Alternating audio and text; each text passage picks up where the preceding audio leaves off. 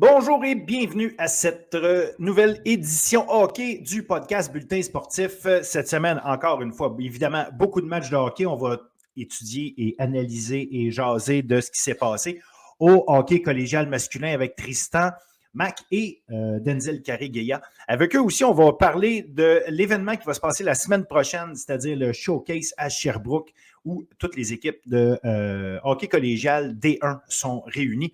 On va parler de ça, on va parler de ce moment qui pourrait peut-être servir justement de tremplin pour un peu plus de marketing autour de la division 1 collégiale, un niveau de jeu qui est méconnu, dont on parle beaucoup évidemment au podcast, mais qui manque peut-être de rayonnement à l'extérieur. Donc voilà, on va jaser de tout ça. Malheureusement, Léa n'est pas avec nous cette semaine, mais ça ne nous empêchera pas de parler de hockey féminin, notamment parce qu'on a eu évidemment des bons matchs en fin de semaine, une belle surprise, alors que les Lynx d'Édouard Montpetit ont battu Champlain-Lennoxville. Oui, Champlain-Lennoxville. En tir de barrage, elles tiraient de l'arrière 3-0 dans leur match. Elles sont remontées à 3-3, amené le match en prolongation, finalement l'emportant en tir de barrage.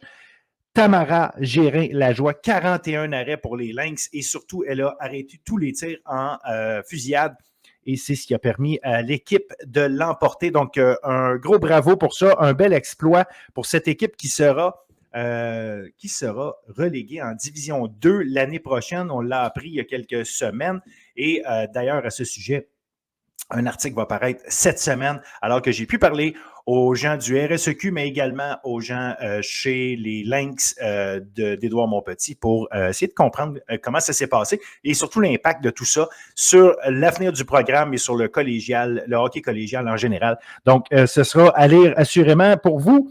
Ensuite, hockey universitaire, on en jase aussi hockey universitaire féminin. Victoire de McGill 4-1 contre Montréal. Ça, c'est une grosse victoire pour McGill. L'année passée, ça a été difficile. Est-ce que c'est...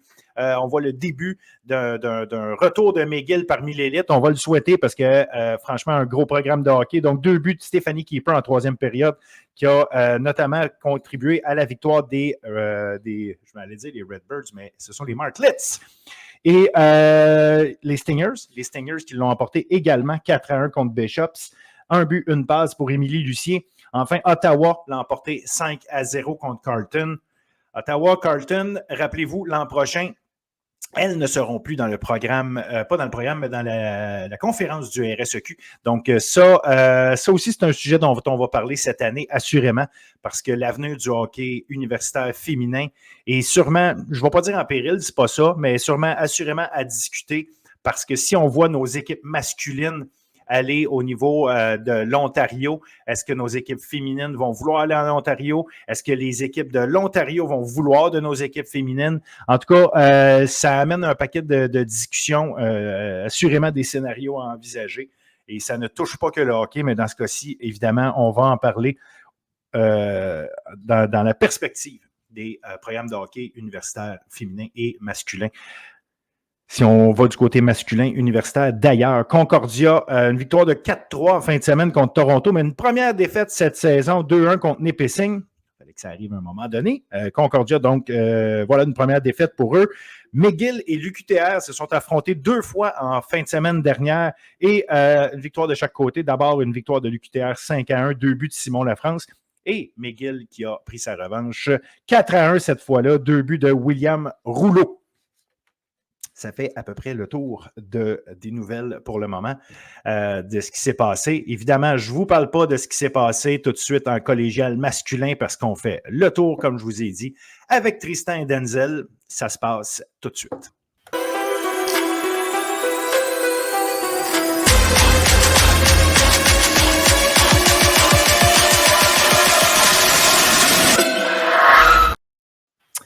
Hockey collégial masculin, Denzel, Tristan, bonjour messieurs. Bonjour messieurs. Bonjour messieurs, vous allez bien? Nous autres, on va bien, mais est-ce qu'on va aussi bien que toi, Tristan, avec les 2 belles victoires d'André Laurando, du Boomerang en fin de semaine? Ça va toujours D'abord un bien. 5-0. Oui. D'abord un 5-0 contre Champlain-Lennoxville. Un match marqué par les pénalités, mais André Laurando en a profité. Et ensuite, évidemment, tout un match contre Saint-Hyacinthe. Un retour qui a permis une victoire en prolongation. Alors, Tristan, le tapis est à toi et déroulé devant toi. Écoute, contre les Cougars du Collège Champlain-Lennoxville, c'est pas compliqué. 35 lancés, André Laurando, 17 pour les Cougars. Au total, là, ça veut dire que c'est plus que le double du nombre de lancers de l'adversaire que le Boomerang a décoché. Puis ça a été un excellent match de hockey. Le Boomerang a joué avec beaucoup d'intensité, beaucoup de hargne, bien qu'il y ait eu de l'indiscipline des deux côtés, en fait, là, parce que au total, c'était environ une trentaine de pénalités les deux équipes ensemble, dont 11 pénalités de rudesse. Donc, permettez-moi de vous dire qu'il y a eu de la brasse camarade et du rififi pendant cette partie-là. Alors, c'est sûr et certain que c'était très intense et le Boomerang a marqué 3 buts en avantage numérique, un but à temps régulier et un but en désavantage numérique. Il ne manquait que le but de filet désert pour signer cette victoire-là à la Mario Lemieux. Et les buts qui ont été marqués là, par Esteban 5 mars, Thomas Quinton, Loïc Franqueur, Zachary Paulus, Samuel Dion. Et juste, je veux pas être trop chauvin pour le but de Samuel Dion, mais Samuel Dion a décoché un lancer sur réception là, absolument d'une magistrale. La bouteille d'eau est sortie de ses cordages du haut du filet, là, puis a ajouté quelques pieds à la distance qu'a traversé la bouteille, et elle était rendue dans le coin. Juste pour vous dire, là. Alors, le Boomerang a vraiment pris le contrôle de A à Z dans cette partie-là, largement en son avantage. Et Mathieu Tessier, le gardien de but, qui ajoute un premier blanchissage à sa fiche au niveau collégial. Et je crois que ce ne sera pas son dernier, en sachant que c'est un gardien de but qui amorce sa carrière dans le circuit. Donc, c'est très intéressant. Puis le match d'après, donc 2 jours plus tard, le Boomerang était du côté du stade LP Gaucher. Les lauréats avaient connu quand même un très bon début de match. Là. Kevin André Blanchette, un but et une passe. On parle d'Olivier Beaupré, son 6e de la saison. Loïc Ouellette, son 5e. Mais c'est à partir de la 3e période que tout a changé. Et puis, c'est pas que le Boomerang avait mal joué la partie, là. C'était juste que le Boomerang n'envoyait pas des rondelles vers le filet. Ne chargeait pas la cage d'Esteban Gauthier. Et à partir de la 3e, c'est là que le Boomerang avait trouvé le moyen là, de déranger le gardien de but. Et tout ça a commencé avec un but en avantage numérique de Loïc Franqueur. Encore une fois, Franqueur là, qui a connu un excellent week-end. Et par la suite, le deuxième but est arrivé. Après le deuxième but, un fait anodin. Le gardien de but, Esteban Gauthier, fait déplacer son filet avec un certain déplacement et a dû être substitué parce que sa lame de patin a cassé. Oui, mais plus que ça, à ce moment-là, c'est pas juste qu'il a cassé sa lame de patin, c'est que Paulus avait marqué. On a refusé un but à Paulus là-dessus. Exactement. Exactement. En tout cas, je ne connais pas le fin détail du règlement, mais c'était quand même particulier de refuser le but à Paulus là-dessus, alors que le but était déplacé par le déplacement du gardien. Exactement. Donc, en raison de la lame brisée, on a dû envoyer le portier Potvin qui n'était pas prêt à faire face à l'action parce qu'il restait moins de 5 minutes à la partie. Donc, pour lui, c'était une soirée, une journée assis au bout du banc, puis à regarder le match, puis à noter les lancers de son adversaire. Finalement, il rentre dans la partie. Paul Slivka qui marque en avantage numérique. Superbe passe d'Antoine Lucier qui a traversé d'un cercle à l'autre pour donner de l'espace à son adversaire. Il y a un fait à noter dans cette partie-là. Je ne sais pas si c'est une première dans l'histoire du hockey collégial. Un gardien de but qui a une passe sur le but égalisateur. Mathieu Tessier a eu une passe sur le 3e but du Boomerang et a eu une passe sur le but gagnant de Louis-Olivier Charland. Parce que littéralement, il y a eu un changement du côté des lauréats. Le défenseur et un des deux attaquants sont entrés au banc Louis-Olivier Charland, complètement oublié de l'autre bord de la ligne bleue adverse, reçoit une longue passe de Mathieu Tessier et Charland qui va vaincre le gardien de but, pas de fin côté bouclier. Je ne sais pas si c'est une première, mais le gardien de but qui gagne 2 matchs cette fin de semaine, qui a 2 passes très importantes. Quant à moi, c'est peut-être parmi les candidatures d'étoiles de la semaine. Bien, assurément que c'est intéressant. En plus de ça. Oui, oui, absolument. Puis tu sais, si on veut revenir un petit peu, tu mentionnes le but de Loïc Ouellet, qui a été le premier. Oui. Mais juste avant ça, Saint-Hyacinthe avait un avantage numérique de 5 contre 3 aussi pendant presque 2 minutes, 1 minute 48 ou à peu près. Ça aussi, là, c'est majeur dans l'histoire. Donc, quelque part, ça aurait pu vraiment sceller le match, non? Loïc Ouellet qui s'en va marquer le but. Fait que ça, c'est intéressant. L'autre élément intéressant, c'est en prolongation. Il y a eu un tir de punition qui a été donné à Paulus. Que, bon, il a été stoppé. Il a été stoppé. Et donc, ça aussi, c'est douteux ou pas, la réalité, c'est qu'on donne le tir de punition. Rendu là, moi, j'ai pas de problème avec ça. Mais ça reste que ça aurait pu cesser là. Pas de 20, justement, le gardien qui était supposé justement être pas prêt fait quand même un super barret là-dessus. Je vais me fier, personnellement, je n'étais pas sur place, mais je vais me fier au descripteur qui m'a dit que c'était un super barret parce que la caméra, malheureusement, n'a pas suivi le jeu. Mais ceci étant dit, il reste que ça a pris ça quand même.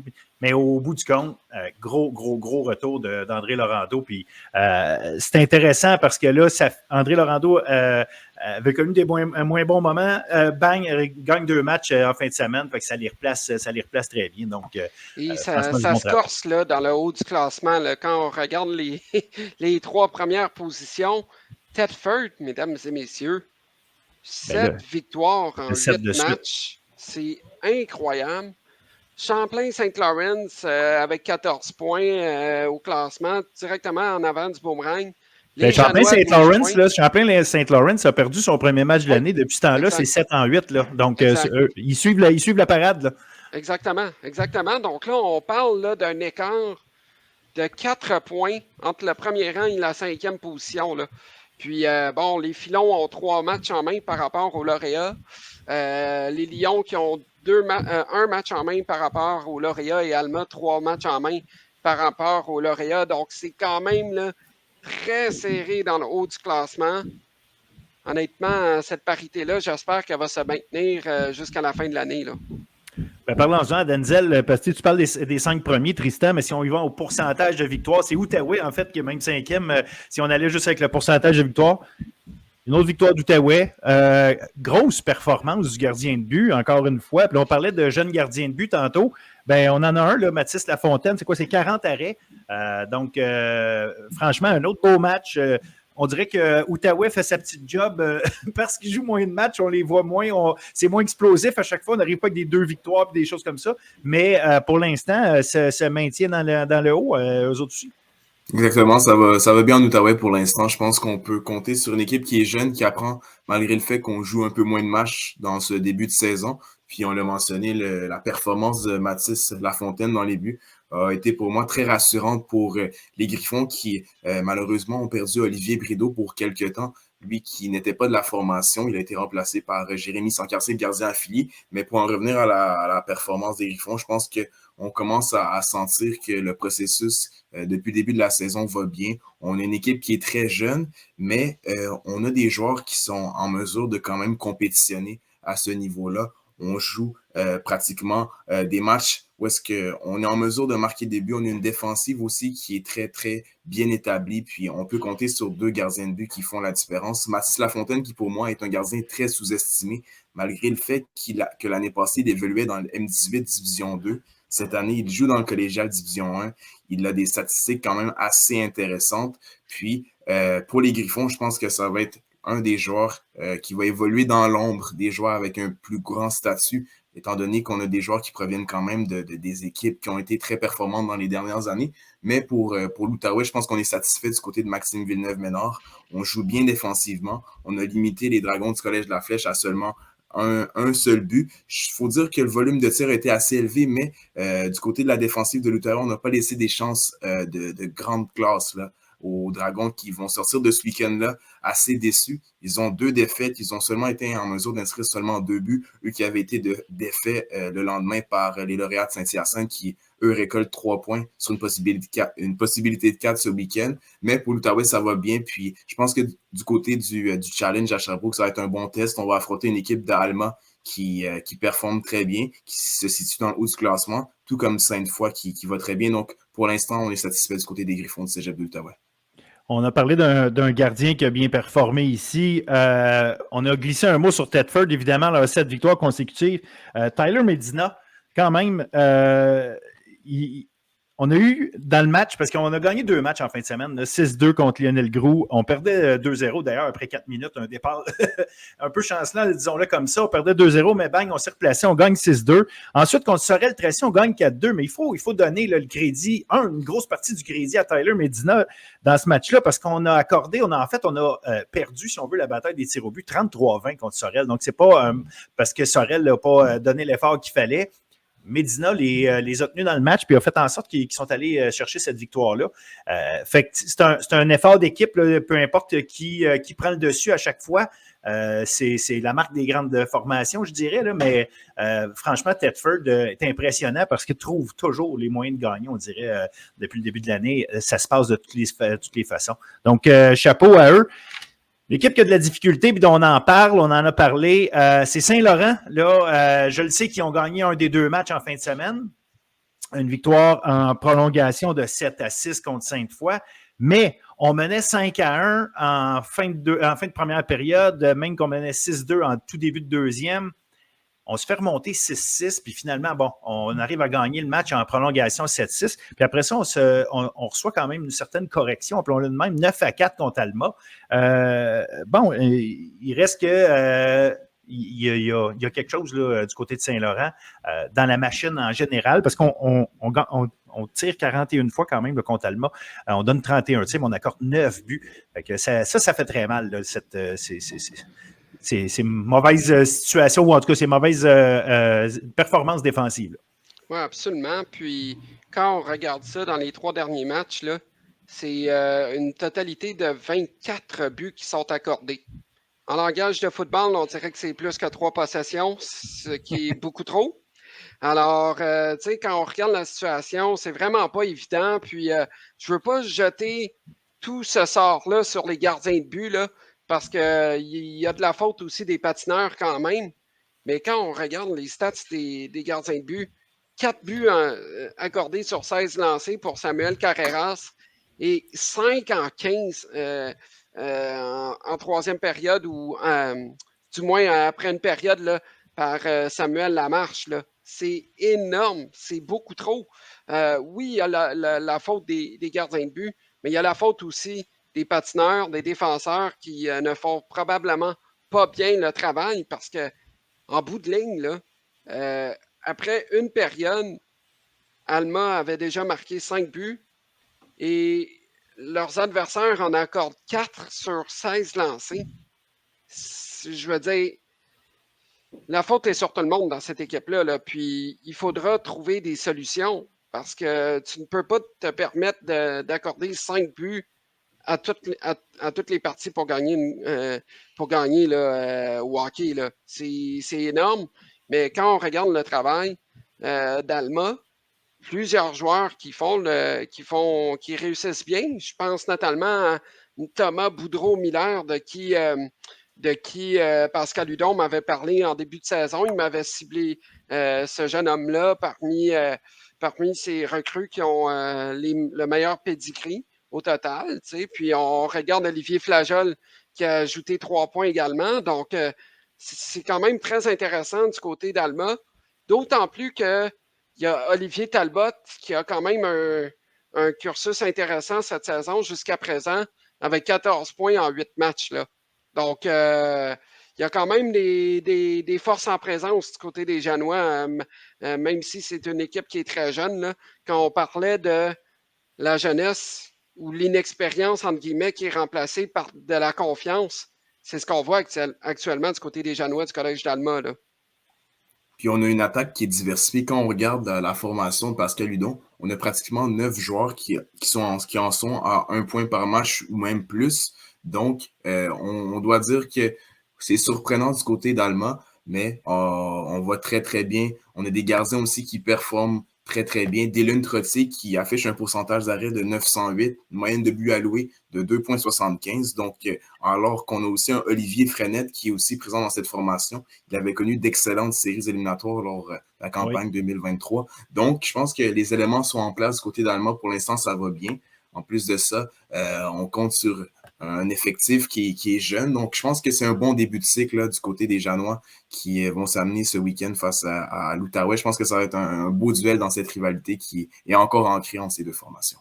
Non, c'est un bon. Effectivement, tu mentionnes quelque chose d'intéressant. C'est quand tu commences un cycle, puis déjà, il y a des succès, c'est tellement bon signe pour les prochaines années justement de voir pouvoir établir des choses comme ça déjà. Tu sais que c'est une équipe qui, bon, fait déjà bien. Mais maintenant, je comprends que la saison est longue. Là, il y a bien des choses qui peuvent se passer d'ici là. Mais être capable d'asseoir des succès, d'être capable d'avoir une fondation basée sur certains succès, de savoir que même si si on venait à avoir une passe ou est-ce que ça irait un petit peu moins bien, on est capable de se dire, écoutez, là, vous avez déjà bien fait les choses, on sait quoi faire. Donc, non, c'est très bon signe. Là. J'aime beaucoup ce que je vois d'Alma depuis le début de l'année. C'est franchement très intéressant. La semaine prochaine, on a des matchs, on a 13 matchs, une grosse fin de semaine. Moi, de mon côté, tu as parlé d'Alma-Outaouais. Je pense que c'est le match le plus intéressant de la fin de semaine, à mon avis. Il y a beaucoup de matchs, mais on n'a pas nécessairement des matchs entre les équipes de haut classement nécessairement. À part peut-être justement Alma-Outaouais. On a quoi à surveiller dans ce match-là en particulier? Qu'est-ce qui va, selon vous, faire la différence d'un côté ou de l'autre? À chaque année, Alma et l'Outaouais s'affrontent au showcase, puis c'est toujours des matchs qui sont serrés. L'année passée, ça avait terminé 2-1 en faveur d'Alma. Ça avait été un match chaudement disputé. Puis selon moi, ça va être des joueurs qui devront se prouver. Je pense que le gardien Mathis Lafontaine va bénéficier d'un deuxième départ consécutif.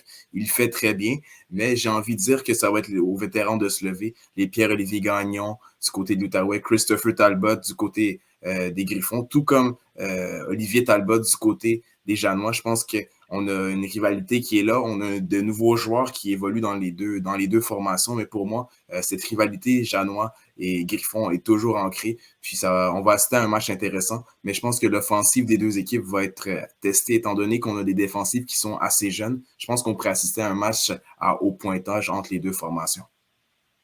Oui, absolument. Puis je m'attends à ce que ça soit un duel physique aussi. Ce sont deux équipes qui aiment jouer le jeu robuste, légal. Donc, je pense que vraiment le gabarit des joueurs sera mis à l'épreuve.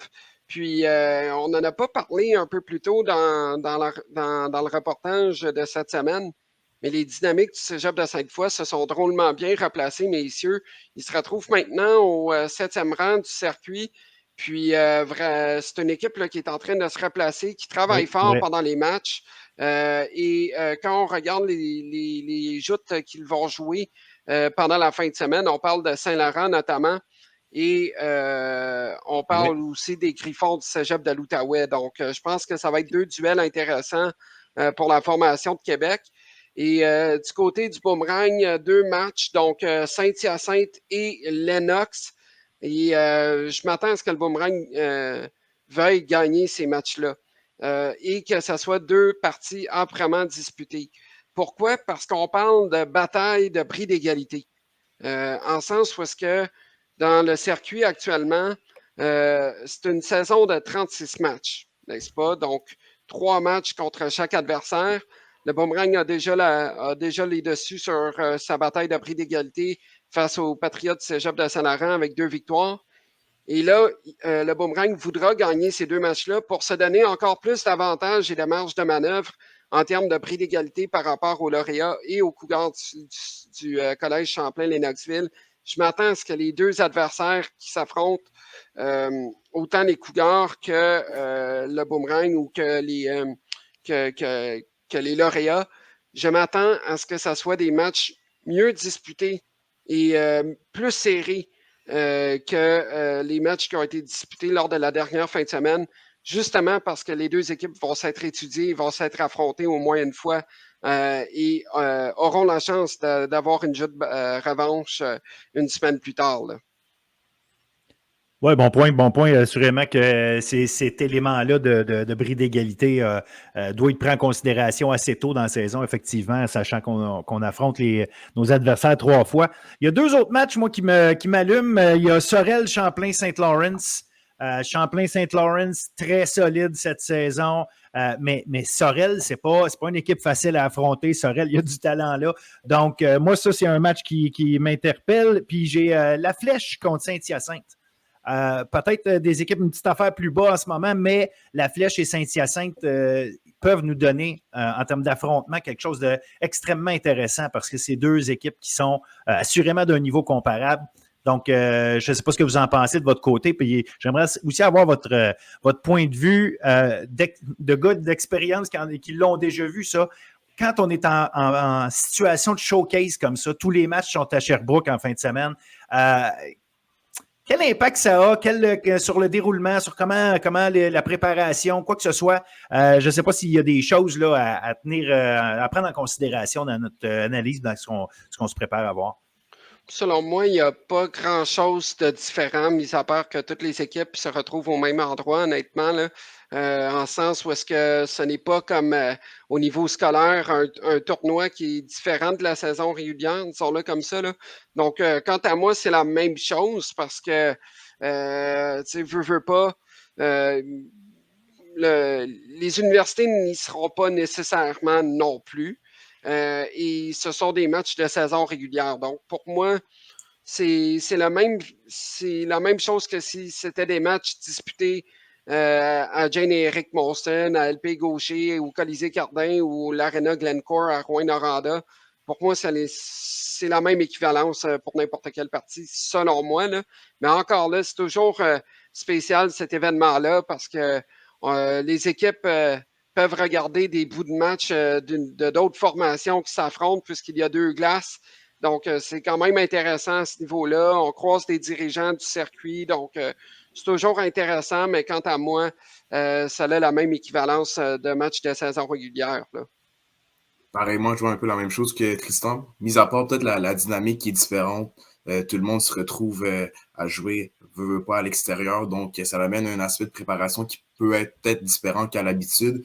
Mais je pense que cet événement-là a encore sa place dans la ligue. À chaque année, je pense que les joueurs en sortent gagnants aussi. Ils ont la chance de passer du temps entre eux sur la route. Il y a des équipes qui n'ont pas la chance nécessairement de se voir en début de saison, donc ils ont l'occasion aussi de renouer avec des liens dans d'autres équipes. Mais pour moi, je pense que c'est un bel événement, le showcase, qui permet à toutes les équipes de se voir.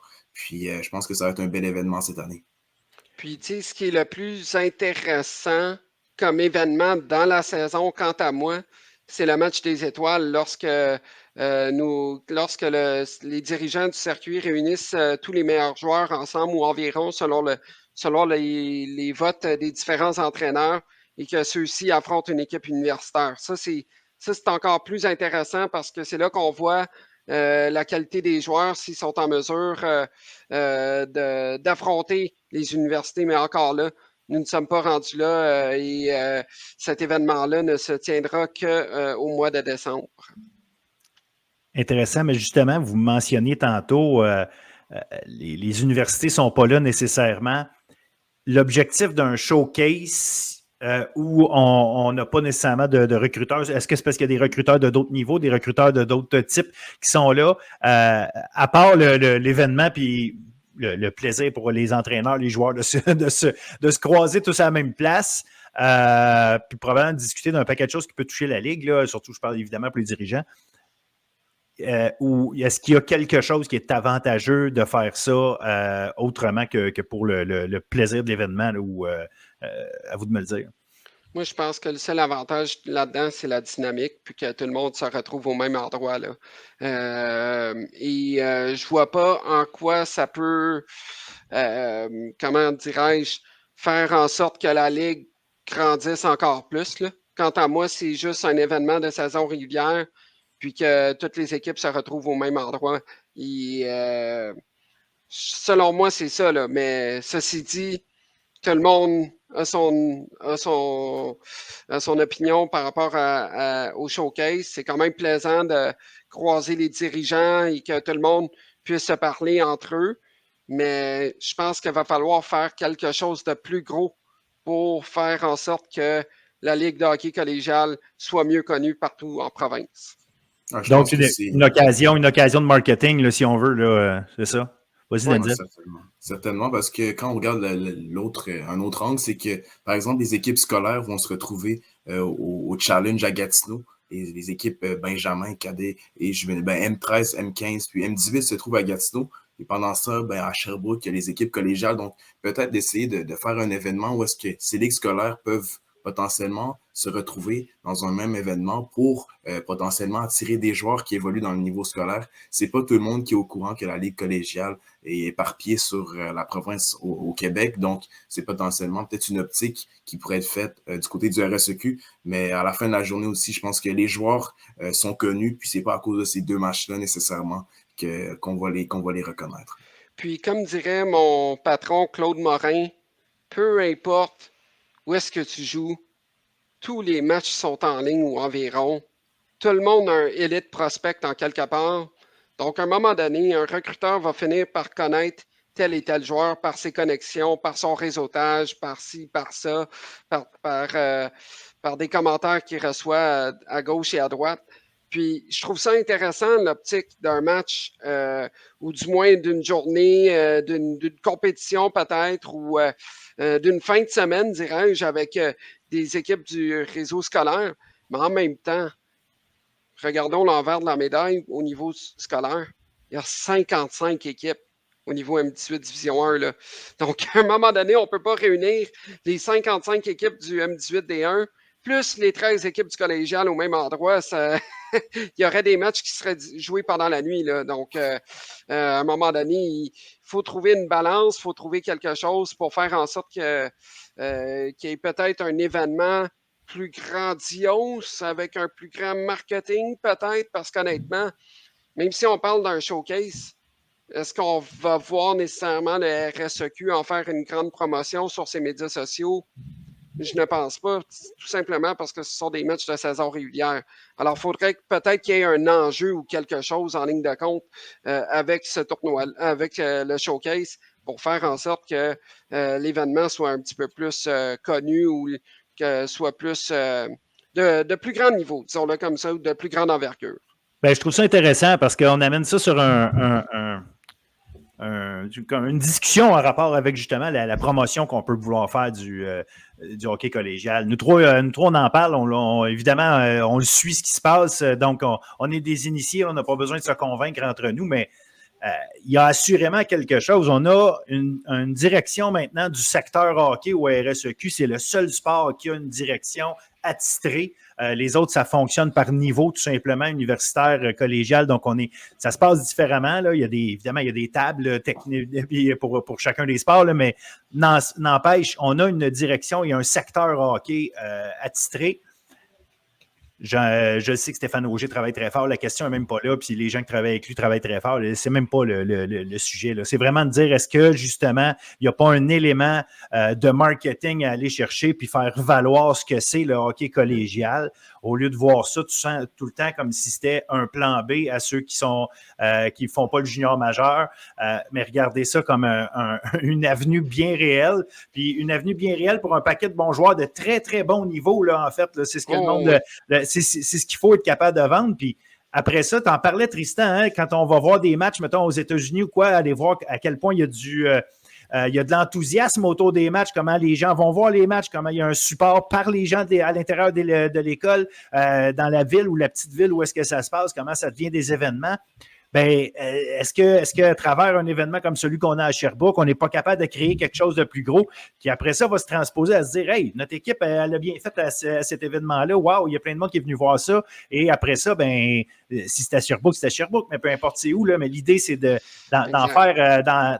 Vraiment d'en faire un événement qui va soutenir ça, parce que ultimement, ben, c'est quoi? De l'intérêt, ça veut dire de l'argent aussi dans le système du sport collégial, puis c'est pas quelque chose qui est en trop. Si on pouvait avoir plus de commanditaires, si on peut avoir plus de plus d'argent en général, peu importe d'où il vient exactement, si ce soit des entrées par des billets ou quoi que ce soit, ben, on va juste aider notre sport collégial. Là.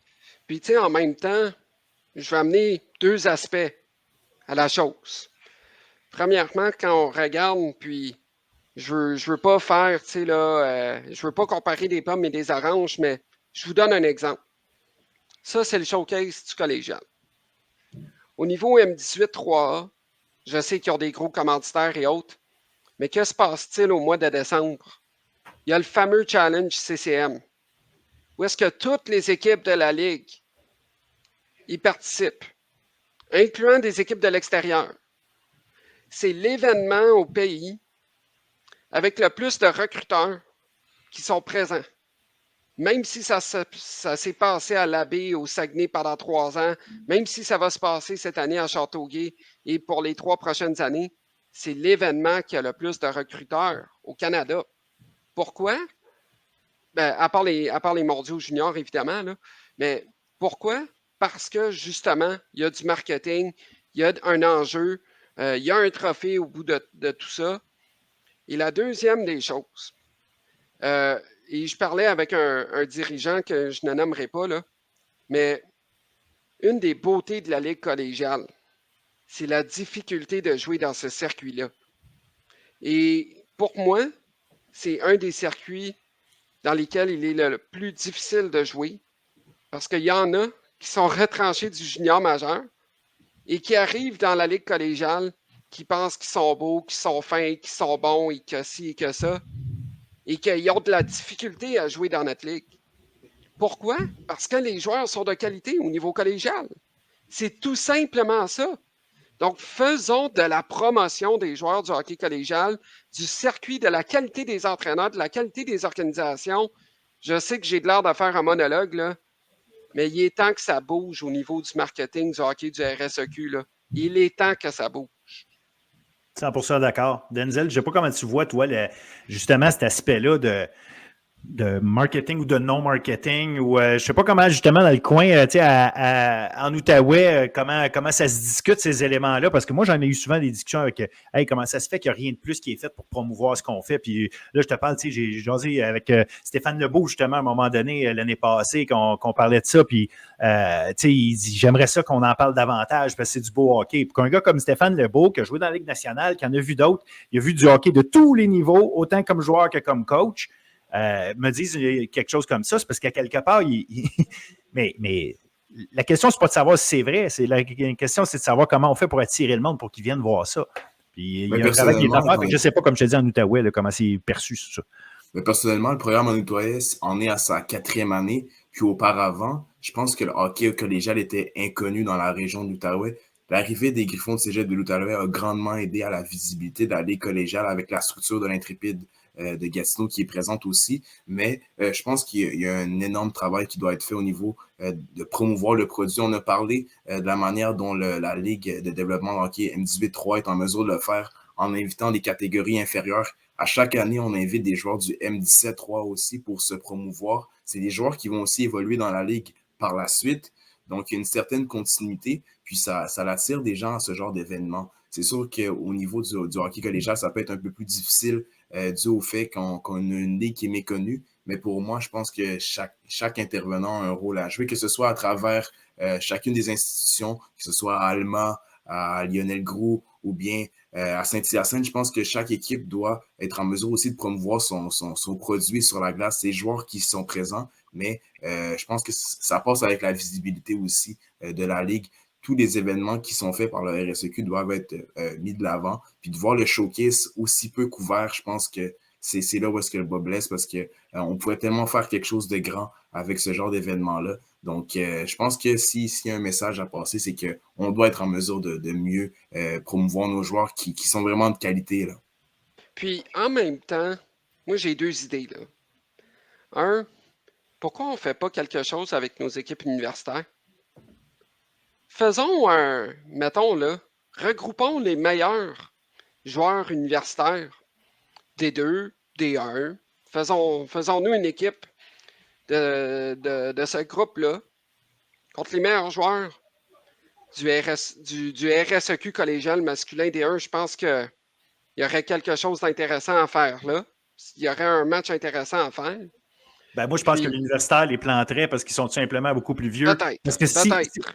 moi, je vais faire du pouce sur ton idée parce qu'on brainstorm puis c'est pas grave là, au bout du compte, tu sais, C'est mais ça. est-ce que si au lieu justement de prendre des équipes, faire ça contre des joueurs universitaires, ils le faisaient contre des joueurs de la LHJMQ, des gars, tu prends un groupe de recrues de la LHJMQ, tu dis amène-moi les étoiles recrues de la LHJMQ, fais une équipe avec ça, ou première, deuxième année, je ne le sais pas, là, question d'avoir un bassin qui se tient debout, là. On fait du brainstorm, là. On jase, Absolument. là. Mais tu dis, regarde, imagine-toi, là, tu as les 20 meilleurs recrues de la LHJMQ au 1er février. Je dis n'importe quoi. On fait ça là.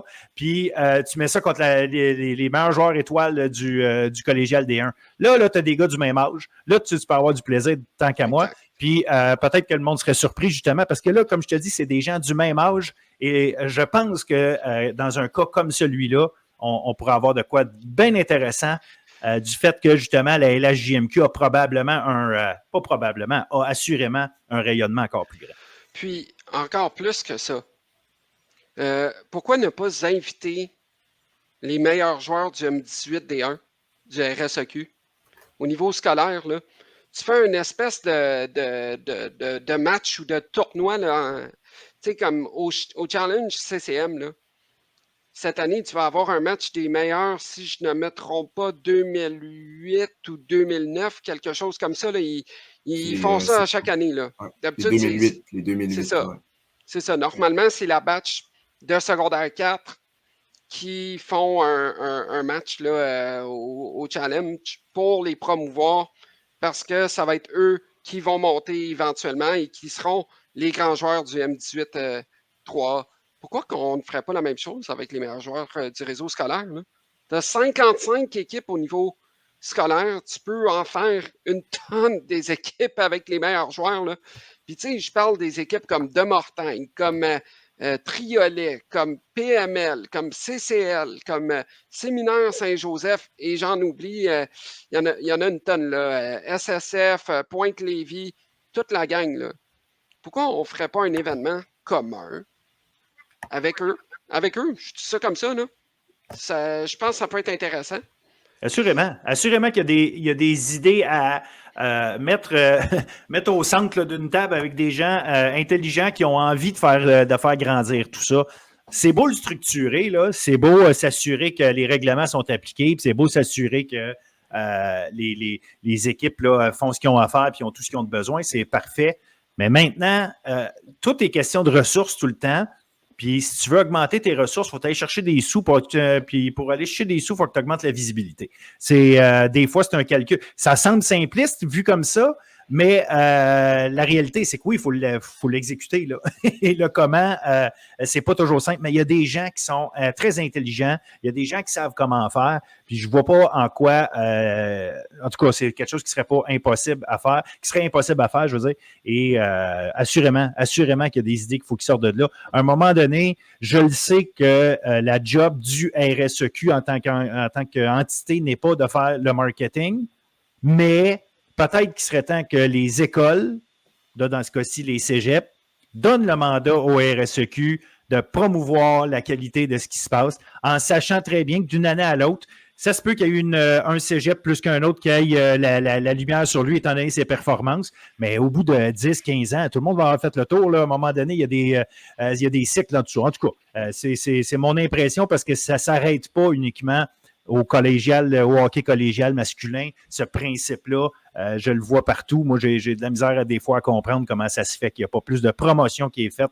des matchs qui sont disputés dans tous les sports, tous les niveaux. Puis, tu sais, mettons qu'il y a un match, là, puis, tu sais, j'en parlais avec Robert Charland l'autre fois, là, un match de séries éliminatoires, André Laurando ou Saint-Laurent, là, vous allez me dire que c'est les deux équipes de la métropole, puis blablabla, blablabla. Bon, correct, je vous le donne.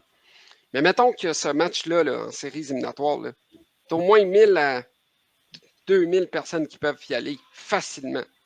Ben, prends juste le monde dans les deux cégeps. C'est ça. Il y a assurément, c'est sûr que tu es capable de faire ça. Exactement. Pourquoi je dis ça? Parce que tu as plusieurs institutions où est-ce qu'il y a quand même beaucoup d'athlètes. et où est-ce qu'il pourrait avoir un grand sentiment d'appartenance et qu'il y en a sûrement, là. Tu sais, je parle de Sainte-Foy contre Champlain-Saint-Laurent, là. Ces matchs-là, là, ça devrait remplir leurs amphithéâtres. Puis un match Alma contre Sainte-Foy, ça devrait remplir l'amphithéâtre. Puis un match Sorel contre Saint-Hyacinthe, ça devrait remplir les amphithéâtres. Tu sais, puis je dis ça comme ça parce que en séries éliminatoires l'année passée, il y a eu une tonne de gens et au niveau M18-3A, dans un des matchs des séries éliminatoires de Saint-Hyacinthe, le stade LP Gaucher était plein. Pourquoi? Parce qu'ils ont fait du marketing, parce qu'ils ont montré ils ont montré les visages des joueurs qui vont embarquer sur la glace pour jouer. C'est comme, faut faire de quoi. Faut faire de quoi, on est rendu là. Puis quand on regarde les noms des gens qui envoient leurs enfants dans la ligue, on parle d'un Stéphane Quintal qui a envoyé son joueur jouer dans le collégial. Ce n'est pas rien, là. T'sais, on a des Coupes Stanley qui ont été en arrière du banc. On a un ancien scoreur de 50 goals 2 fois de suite qui a été en arrière du banc d'une équipe pendant longtemps. C'est plein d'histoires, le hockey collégial. Là. Absolument, absolument. Fait que, regarde, tant mieux si le message qu'on lance là est peut-être entendu quelque part. J'espère, je le souhaite vraiment ardemment parce que ça prend ça. Nous, on peut le dire, on peut vouloir faire des choses, on peut vouloir améliorer les affaires, mais franchement, je pense sincèrement que au-delà des écoles elles-mêmes et des directions sportives ici et là qui font des publications sur les réseaux sociaux, il faut amener ça une coche de plus. Il faut faire en sorte que le hockey collégial, parce que c'est de ça qu'on parle aujourd'hui, là, que le hockey collégial prenne une plus grande place dans l'intérêt ou en tout cas minimalement dans la réflexion des gens, qu'on sache que ça existe, qu'on sache la qualité de ce qu'il y a là, puis comme tu dis, qu'on connaisse les histoires qui sont en dessous de tout ça et derrière tout ça. Oui, absolument. Puis au-delà de tout ça, oui, il y a les êtres humains et autres, mais quand on regarde l'historique des gens qui viennent dans la Ligue de hockey collégial et qui voient ce qui arrive. Et moi, ce qui m'impressionne toujours et ce qui me fascine toujours, c'est quand je vois des gens qui envoient leur fils au collégial et qui viennent nous dire « Ah, nous, on s'attendait pas à ça, on s'attendait pas à ça, on s'attendait pas à ça. » Puis finalement, au bout du 3 ans ou du 4 ans du parcours, ils viennent nous dire « Ah, finalement, je suis fier d'avoir envoyé mon fils jouer à tel endroit et tel endroit et tel endroit. Puis quand même qu'il n'ira pas jouer à un plus haut niveau, il a son diplôme, il a eu du fun au hockey. Puis il y en a qui vont jouer plus haut niveau, que ce soit universitaire, Ligue américaine, East Coast, Europe, peu importe. Il va en avoir. Il va en avoir. Mais en bout de ligne de tout ça, il y a le côté éducationnel, il y a le côté personnalité des joueurs. Les joueurs prennent une coche de maturité au bout de ce cursus-là. Puis, c'est fabuleux ce qui se fait partout en province dans la Ligue actuellement. Puis, il faut le promouvoir. Et je suis convaincu que messieurs Auger, Ricard et Dubois-Chicoine ont plein d'idées. Je suis convaincu qu'ils ont plein d'idées. Et qu'ils veulent faire quelque chose de grand. Est-ce qu'on leur donne les moyens? Est-ce qu'on leur donne des moyens? Est-ce que les gens au-dessus d'eux donnent les moyens pour le faire? Ben, écoute, tu sais. C'est mes questions. Ben, tu as tes questions, puis je vais dire qu'il y a une part de réponse qui, dans ce cas-ci particulier, je peux pas dire que je sais parce qu'on me l'a dit, là, c'est pas ça, c'est juste que si il se passe la même chose au hockey collégial, par exemple, qui peut se passer dans d'autres sports puis dans d'autres niveaux, la réalité, c'est qu'à un moment donné, ça appartient aux universités, aux cégeps, aux institutions comme telles, de s'entendre entre eux puis accepter de donner les moyens aux gens comme Stéphane Auger, par exemple, de faire tout ce qu'ils voudraient faire. Parce que c'est ça l'histoire. C'est comme je l'ai dit au début, on le sait, puis tu viens de le dire là, c'est des gens qu'on sait qui travaillent fort, qui veulent faire des bonnes choses. Maintenant, leur mandat finit par être limité à un moment donné parce que chacun tire la couverte peut-être un peu de son bord. Donc, ça fait partie de la game, mais il faut en être conscient aussi pour savoir peut-être l'impact que ça peut avoir. Si c'est positif à certains moments, oui, c'est quand même négatif pour d'autres aspects. Donc, ça va être à travailler un jour éventuellement.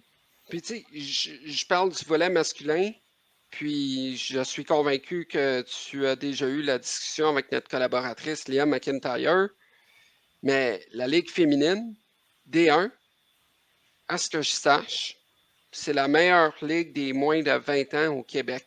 Ben oui. Est-ce que les gens le savent nécessairement? Ben, probablement pas, parce que à moins d'être dans le milieu, tu le sais pas, tu prends pas le temps de t'intéresser. C'est ça la question aussi. Ça revient tout le temps à ça. C'est pas une question que les gens qui sont dans le milieu sachent ou ils sachent pas. C'est d'intéresser les gens qui sont pas dans le milieu. Non, exact. En général, tu sais, là, il y a du bon là, dans ce qu'on fait, là. Peu importe les équipes, peu importe où, peu importe comment, il y a énormément de positifs. Absolument. Bon, bien, sur cette note positive, justement, je vais vous dire un gros merci, messieurs, encore une fois. On va suivre ce qui se passe à Sherbrooke en fin de semaine prochaine, puis on se reparle avec grand plaisir. Absolument. Certainement. Salut les gars.